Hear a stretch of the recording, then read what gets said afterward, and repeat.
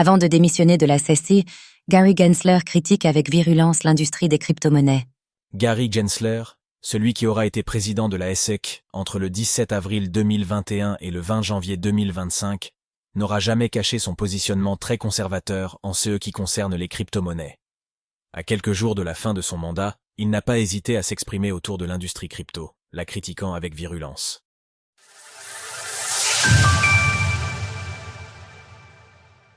Gary Gensler dresse le bilan de son mandat à la tête de la SEC. C'est désormais sûr. Gary Gensler, le président démissionnaire de la Securities and Exchange Commission, SEC, n'est pas prêt de tisser de relations amicales avec l'industrie des crypto-monnaies. À l'occasion d'une interview, il a affirmé que cet écosystème était infesté de mauvais acteurs.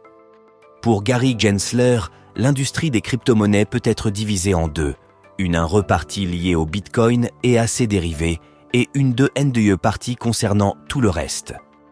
Pour justifier ses propos, l'actuel dirigeant de la SEC n'a pas mâché ses mots, insistant sur le fait que les agissements des acteurs de l'industrie crypto étaient sensiblement différents que ceux du monde de la finance traditionnelle. Je travaille dans le secteur financier depuis plus de 4 décennies, et tout. Ce qui se passe sur les marchés dépend à tout moment d'un mélange de fondamentaux et de sentiments. Mais je n'ai jamais vu un secteur, celui des crypto-monnaies, qui soit autant lié aux sentiments et pas autant aux fondamentaux. Alors que son mandat se termine dans moins de 2 semaines, Gary Gensler a dressé son bilan de son mandat. Il a déclaré qu'il était fier du travail accompli par la SEC sur cette période et qu'il restait encore du travail à faire ces prochains jours.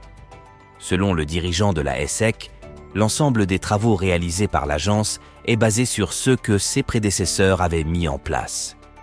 C'est un secteur qui s'est développé autour de la non-conformité et je suis fier de ceux que nous avons accomplis, en nous appuyant sur ceux que le président Jay Clayton, président de la SEC entre 2017 et 2020, NDLR et d'autres ont fait auparavant, a-t-il précisé. Gary Gensler a continué de faire un parallèle entre les actions réalisées par la SEC durant son mandat et lorsque Jay Clayton était à la tête de l'autorité de régulation. Jay Clayton a engagé 80 actions répressives dans le secteur crypto. Nous en avons engagé environ 100 au cours de nos 4 années d'existence, ce qui est cohérent. Cela représente peut-être 5% de ce que nous faisons dans le cadre de nos activités de maintien de l'ordre, a-t-il insisté. Celui qui était détesté par l'ensemble de la communauté crypto. Durant son mandat, les relations entre l'industrie crypto et Gary Gensler se sont nettement détériorées. Ce dernier affirme s'être plié à la lettre au Securities Act de 1933 qui régule selon lui le marché des crypto-monnaies. Ainsi, il a exhorté les entreprises du secteur à s'enregistrer auprès de la SEC afin de proposer leurs services et leurs tokens au grand public. Plusieurs acteurs de l'industrie se sont plaints, affirmant qu'il était impossible de s'enregistrer auprès de l'agence.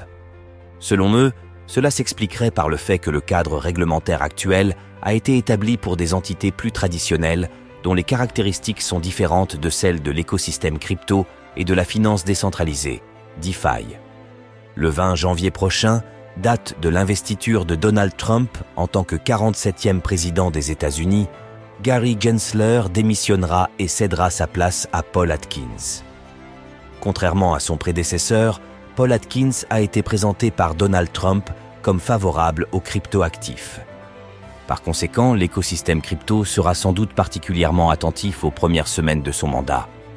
Retrouvez toutes les actualités crypto sur le site cryptost.fr.